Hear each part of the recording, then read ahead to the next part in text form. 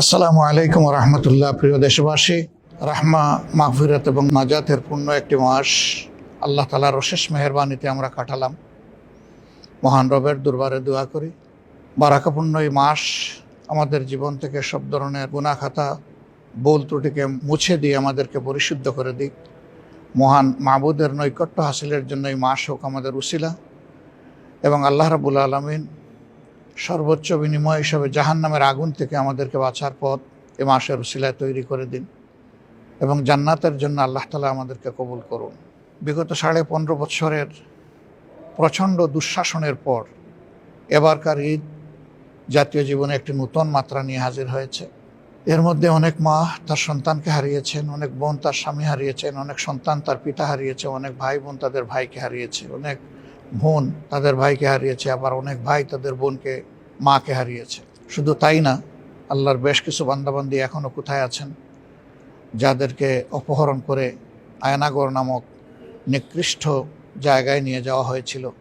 তাদের অবস্থা তাদের স্বজনেরা জানে না, আর তারাও বেঁচে থাকলে তারাও জানে না স্বজনদের অবস্থা কেমন। মহান রবের দরবারে দোয়া করি জুলুমের শিকার হয়ে দুনিয়া থেকে যারা বিদায় নিয়েছেন, আল্লাহ তাদের সকলকে শহীদ হিসাবে কবুল করুন।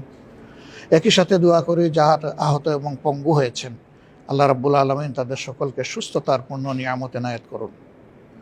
এবং যারা এখনও তাদের আপনজনের বুকে ফিরে আসেননি, আল্লাহ রাব্বুল আলামিন তাদেরকে বুকে ফিরিয়ে দেওয়ার ব্যবস্থা করে দিন।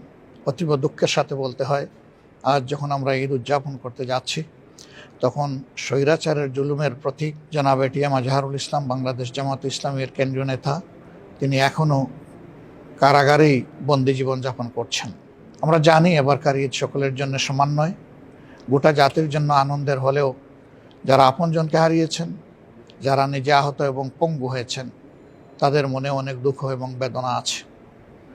এই জাতির প্রত্যাশা চিরতরে এই ধরনের জুলুমবাজ এবং জুলুমবাজের অবসান হোক, যাতে ফ্যাসিজম বা দুঃশাসন আবার জাতীয় জীবনে ফিরে না আসে। এবারকার ঈদে জনগণের সেটাই আল্লাহ তাআলার কাছে কামনা হোক এবং প্রত্যাশা হোক। আমরা প্রিয় দেশবাসীর সকলের সুখ শান্তি, নেক হায়াত এবং সুস্থ জীবন কামনা করছি।